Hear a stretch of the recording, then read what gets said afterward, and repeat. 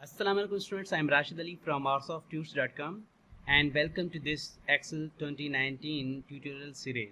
इस वीडियो में मैं आपको Excel cell reference के बारे में बताऊंगा. What is cell reference? The address or name of cell is called cell reference. These cell references are used to call data from one cell to another.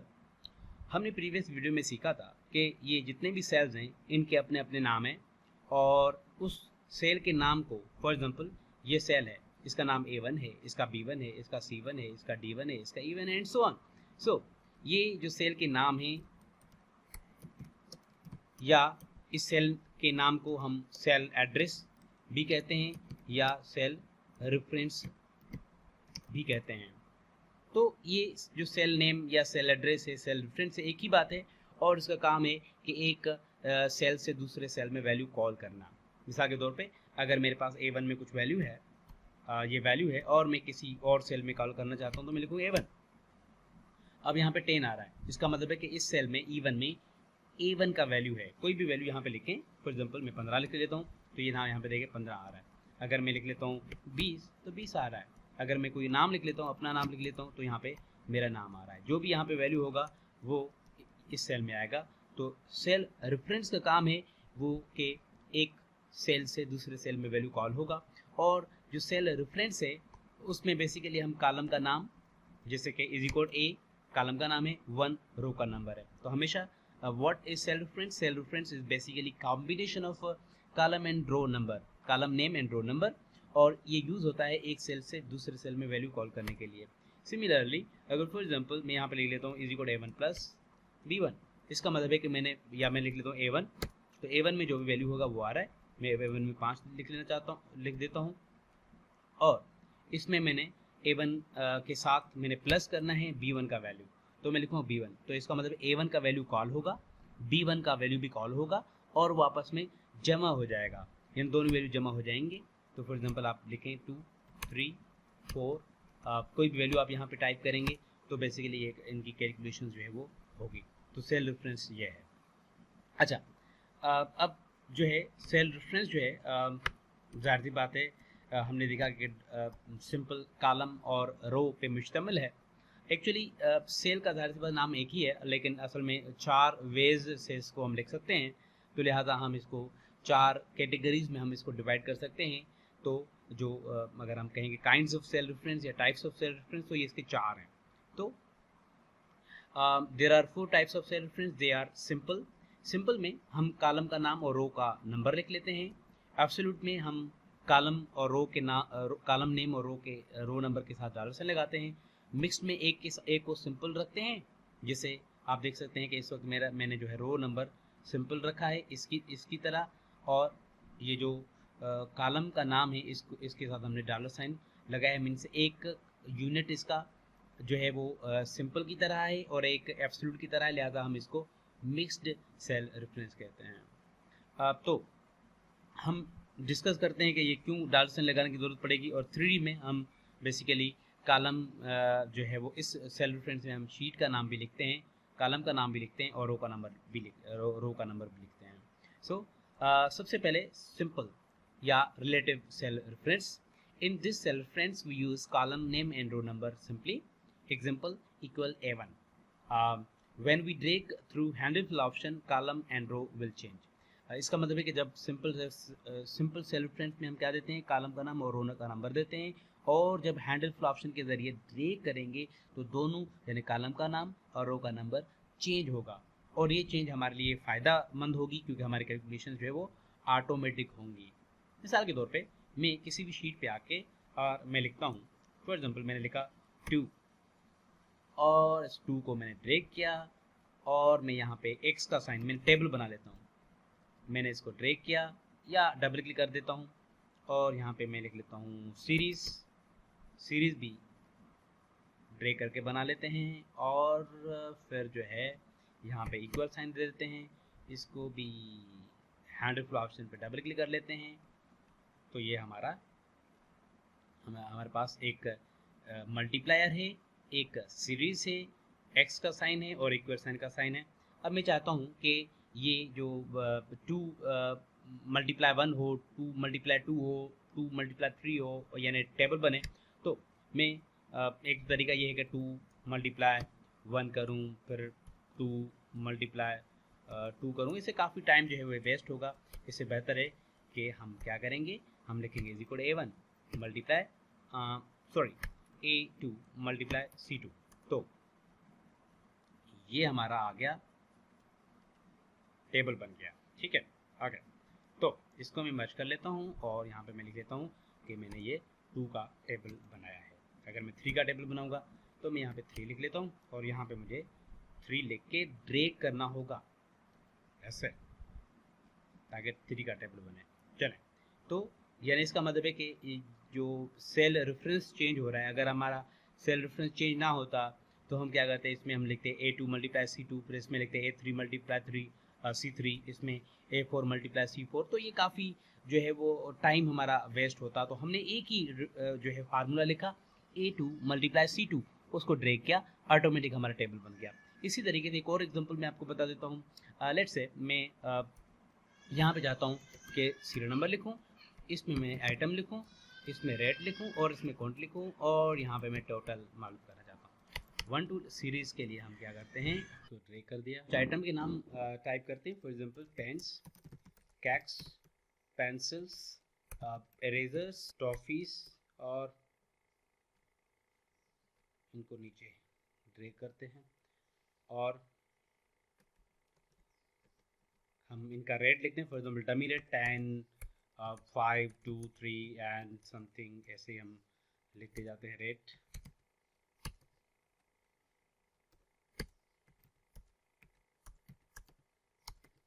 Okay, अब quantity भी type करते हैं, dummy 2 3 2 3 4 5 2 3 ऐसे। और जो है total मालूम करने के लिए हम क्या करते हैं, इक्वल, ये जो रेट और क्वांटिटी मल्टीप्लाई करेंगे तो हमें टोटल मिल जाएगा। सो C3 मल्टीप्लाई D3 और हम इसको ड्रैग कर देते हैं। ये देखें, ये हमें टोटल मिल रहा है 10 multiply 2 20, 5 multiply 2 10, 2 multiply 3 6।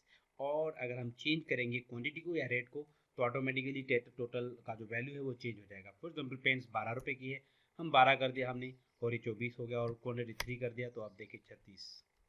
Cakes for example 6 रुपये का है और हमने जो है वो यहाँ पे क्वांटिटी इसकी 4 कर दी तो आप देखें 24। और पेंसिल्स जो है वो फॉर एग्जाम्पल 3 रुपये की है और तादाद इनका 6 कर लेते हैं तो आप देखें कि ये ऑटोमेटिक हमारे कैलकुलेशन हो रही हैं। ये सिर्फ इस वजह से हो रही है क्योंकि अब सेल रेफरेंस हमारा चेंज हो रहा है। इसमें जो फार्मूला है वो है C3 मल्टीप्लाई D3, इसमें फार्मूला है C4 मल्टीप्लाई D4, और इसमें C5 मल्टीप्लाई D5 और इसमें C6 मल्टीप्लाई D6 है। और हमने तो सिर्फ लिखा था C3 मल्टीप्लाई D3, हमने ड्रैग किया तो यहाँ इनमें फार्मूला ऑटोमेटिकली जो ये लगे उनमें रेफरेंस ऑटोमेटिकली चेंज हुआ है। तो ये तो फ़ायदा है कि जो सेल रेफरेंस है वो सिंपल सेल रेफरेंस में कॉलम और रो नंबर लिखा जाता है और वो जब ड्रैग किया जाता है तो दोनों यूनिट्स इसके चेंज होते हैं। लेकिन कभी कभी हमें चेंज नहीं चाहिए होती है। इसका मैं आपको एक आसान सा एग्जांपल दे दूं कि मिसाल के तौर पे इसी शीट को यूज़ करता हूँ। पहले मुझे इसमें चाहिए मल्टीप्लायर, तो थोड़ा मैं 10 तक ड्रैग कर लेता हूँ और इसमें मैं एक्स का साइन लगाता हूँ और इक्वल साइन,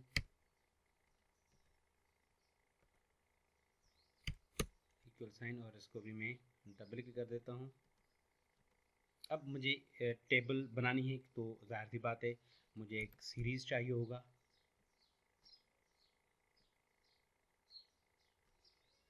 और फिर is equal A1 multiply D में D में वैल्यू है तो आप देखें टेबल बन रहा है 2 का।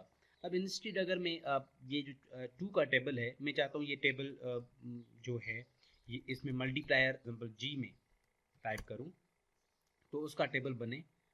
तो क्या करेंगे, फॉर एग्जांपल मैं लिख लेता हूँ इसमें इंटर मल्टीप्लायर, इसमें हम मल्टीप्लायर टाइप करवाना चाहते हैं तो मैं चाहता हूँ कि यहाँ पे जो भी वैल्यू लिखा जाए उसका टेबल बने इसमें। तो अगर मैं ये लिखूँ इज इक्वल G1, क्योंकि G1 में ये 3 है, मल्टीप्लायर है, और ड्रैग कर दूंगा तो मसला ये होगा कि G1 इसमें G1 है लेकिन नीचे G2 है, G3 है, G4 है, G5। आप फार्मूला बार में देख सकते हैं कि ये जो रेफरेंस है हमारा चेंज हुआ है, लिहाजा मुझे टेबल बनाने के लिए इसको भी ड्रैग करना होगा ऐसे। तो चूँकि रेफरेंस चेंज हुआ है, तो अगर आप चाहते हैं कि ये सिर्फ और सिर्फ G1 का वैल्यू ही इसमें आए, तो देन आप क्या करेंगे, एक तरीका ये है कि आप सब में लिखेंगे G1 is equal G1 is equal G1 is equal G1, क्योंकि अगर आप ड्रैग करेंगे तो ये रेफरेंस जो कॉलम और रो हैं वो चेंज हो जाएंगे इस फार्मूले में। तो लिहाजा हमें एक तरीका ये है कि हम खुद टाइप करें। ये अगर 5-10 हैं तो फिर तो टाइप कर सकते हैं, कोई प्रॉब्लम नहीं है। अब देखें 2 लिखा मैंने, 2 का टेबल बन रहा है, 3 लिखा, 4 लिखा। अब जो भी G1 में लिखेंगे वैल्यू, उसका टेबल बनेगा, यानी ये जो मल्टीप्लायर है उसका टेबल बन रहा है। चले, तो ये तो टोटल 10 वैल्यू थे, हमने देरी नहीं की और हमने सब में is equal G1 is equal G1 is equal G1 ऐसे टाइप किया। लेकिन अगर 5,000 या 10,000 नेम सेल्स होते जिसमें हमें ये सेम रेफरेंस चाहिए होता, तो शायद हमें 1 घंटा लग जाता या उससे भी ज़्यादा टाइम लग सकता है अगर हम खुद से एक ही रेफरेंस लिखें। तो ज़रूरत है यहाँ पे कि ये जो रेफरेंस चेंज हो रहा है ये ना हो, यानी G1 से G2 G3 G4 नहीं बनना चाहिए बल्कि G1 होना चाहिए। तो एक्चुअली जब आप ये काम चाहते हैं कि ये रेफरेंसेस चेंज ना हो, कॉलम और रो उनमें चेंज ना हो फार्मूलाज में, देन हम इन रेफरेंसेस के साथ बेसिकली ये जो रेफरेंसेस हैं इनमें हम जो कॉलम और रोज हैं इनमें हम डॉलर साइन लगा देंगे, तो ये चेंज नहीं होंगे। फॉर एग्जांपल रेफरेंस चेंज होंगे तो हम क्या करेंगे, डॉलर साइन G और डॉलर साइन 1 कर देते हैं। अब आप भले ड्रैग कर दें, अब कोई मसला नहीं है, अब ये G1 सब में G1 ही रहेगा। सो सिंपल सेल रेफरेंस क्या है? सिंपल सेल रेफरेंस जो है मैं यहाँ पे लिख लेता हूँ, सिंपल सेल रेफरेंस, इसको एक और नाम भी दिया जाता है, वो है रिलेटिव, सिंपल या रिलेटिव। इस सेल रेफरेंस में हम सिंपल कॉलम का नाम और रो नंबर लिख लेते हैं। जब हम ड्रैग करेंगे तो कॉलम और रो दोनों चेंज होंगे। तो आप देखें कि इस वक्त क्योंकि मेरे पास जो है वो, अब ये देखें वैल्यू इससे ज़्यादा डिफरेंट आ रहे हैं। हमने तो लिखा था इक्वल A1, लेकिन क्योंकि अब आपका जो भी टेबल होगा ऑटोमेटिकली यहाँ पे वो जो है टेबल आ जाएगा इस येलो एरिया में। अगर हम फार्मूलाज में जाएं और शो फार्मूलाज में देखें फार्मूला, तो आप देखें कि सिंपल सेल रेफरेंस में जो है हमने ये A1 लिखा था, लेकिन A2 A3 A4 B1 C1 D1 E1 ये ऑटोमेटिक जो है वो चेंज हुए हैं। इन रेफरेंसेस में जो इनके यूनिट्स हैं वो चेंज हुए हैं। अब लेकिन अगर मैं A1 को इस तरीके से लिखूँ, मैं is equal to dollar sign A और डॉलर साइन 1 कर दूँ, यानी अभी मैंने कॉलम के साथ और रो नंबर के साथ डॉलर साइन लगा दिया, और मैं जब इसको ड्रैग करूँगा तो आप देखें ना रो नंबर चेंज हुआ इस सेल रेफरेंस में और ना ही कॉलम चेंज हुआ। तो इसको हम एब्सोल्यूट कहते हैं, क्योंकि इसमें एब्सोल्यूट का साइन है, यानी डॉलर साइन, और इस डॉलर साइन की वजह से इसके जो यूनिट्स हैं डायमेंशन से वो चेंज, यानी कॉलम और रो चेंज नहीं होंगे, तो हम इसको एब्सोल्यूट सेल रेफरेंस कहते हैं। अच्छा, अब मिक्स्ड, अब हमने ये तो समझा कि सिंपल सेल रेफरेंस वो होता है जिसमें डॉलर साइन का इस्तेमाल ना हो दोनों यूनिट्स के साथ, ना कॉलम के साथ डॉलर साइन हो और ना रो के साथ डॉलर साइन हो। एब्सोल्यूट में दोनों के साथ डॉलर साइन लगाया जाता है, और डॉलर साइन की वजह से जब ड्रैग करते हैं हैंड ऑप्शन के थ्रू, तो कॉलम और रो इसमें चेंज नहीं होते। Mixed cell reference is basically combination of both cell references. Mixed cell reference. For example मैं लिख देता हूँ is equal dollar sign A1। अब आप देखें डॉलर साइन A, ये जो कॉलम का नाम है ये एब्सोल्यूट है और रो का नंबर सिंपल है। तो जब हम ड्रैग करेंगे, क्योंकि कॉलम के साथ डॉलर साइन है तो कॉलम चेंज नहीं होगा, कॉलम A ही रहेगा सब में। लेकिन जब मैं नीचे ड्रैग करूंगा तो रो चेंज होगी, क्योंकि रो के साथ कोई डॉलर साइन नहीं है, तो लिहाजा रो चेंज हो रही है, कॉलम चेंज नहीं हो रहा। इसी तरीके से अगर मैं लिख लेता हूँ इज इक्वल ए $1, इसका मतलब कि इस वक्त रो एब्सोल्यूट है, लेकिन ए जो है यानी कॉलम का नाम जो है वो सिंपल है। तो ये देखें कि तो कॉलम और नेम जो कॉलम का नाम और रो नंबर चेंज हो रहे हैं, हमारे लिए बेहतर है। लेकिन मतलब जो है कभी कभी हम चाह रहे होते हैं कि कॉलम और रो चेंज ना हो, तो लिहाजा हम उस डॉलर साइन लगा देते हैं। जिस भी यूनिट का को चेंज नहीं करना चाह रहे होते तो उसके साथ हम डॉलर साइन लगा देते हैं, और इसको हम जो है वो अगर दोनों के साथ डॉलर साइन है तो उस सेल रेफरेंस को हम मिक्स एब्सोल्यूट कहेंगे, और अगर एक के साथ डॉलर साइन है और एक के साथ नहीं है तो हम उसको मिक्स्ड सेल रेफरेंस कहेंगे। So simple reference in this cell reference we use column name and row number simply. Example is equal to A1. When we drag through handful option, column and row will change. Absolute cell reference, in this cell reference we use dollar sign with the column name and row number. Example dollar sign A dollar sign 1, दोनों के साथ dollar sign है, तो लिहाजा हम इसको absolute कहेंगे। When we drag through handful option, column and row will not change due to use of dollar sign. तो हमने इसका एग्जांपल देखा। और mixed cell reference, the combination of simple and relative cell reference is called mixed cell reference. Mixed cell reference has the characteristics of both simple and absolute cell reference. Example equal A1, इसमें column absolute है जबकि रो simple है। 3D cell reference, in this cell reference we use addresses of 3 dimensions. Actually इस cell reference में हम sheet का नाम, row column और रो लिखते हैं, तो इसको 3D कहा जाता है। और ये पता चलूँ कि ये जो ऊपर 3 टाइप्स हैं सेल रेफरेंस के, यानी सिंपल, एब्सोल्यूट एंड मिक्स्ड, ये तीनों जो है एक ही शीट के अंदर एक सेल से दूसरे सेल में वैल्यू कॉल करने के लिए इस्तेमाल होंगे। लेकिन जो 3D है ये एक शीट से दूसरी शीट में वैल्यू कॉल करने के लिए इस्तेमाल होगा। तो मिसाल के तौर पे नया बुक ओपन करता हूँ, मैंने कंट्रोल N प्रेस किया और इसमें मैंने लिखा, मैं थोड़ा इसका साइज है वो जूम लेवल बढ़ा लेता हूँ। इससे इसमें 5000 है शीट 1 में, और शीट 2 इंसर्ट करते हैं, ये शीट 2 है और इसमें लिखा 200 या 500। अब शीट 3 भी ऐड करते हैं। मुझे यहाँ पे किसी भी सेल में मैं चाहता हूँ कि जो शीट 1 का A1 है या और शीट 2 का जो A1 है इनके वैल्यू जमा हो, तो मैं क्या करूँगा, sheet 1 exclamation A1 plus sheet 2 exclamation और A1 कर दूंगा, तो दोनों के वैल्यू जमा होंगे। आप देख सकते हैं 5500 आ रहा है, मतलब एक में 5000 वैल्यू है और एक में जो है वो 500 वैल्यू है। अगर मैं चेंज कर दूँ फॉर 1000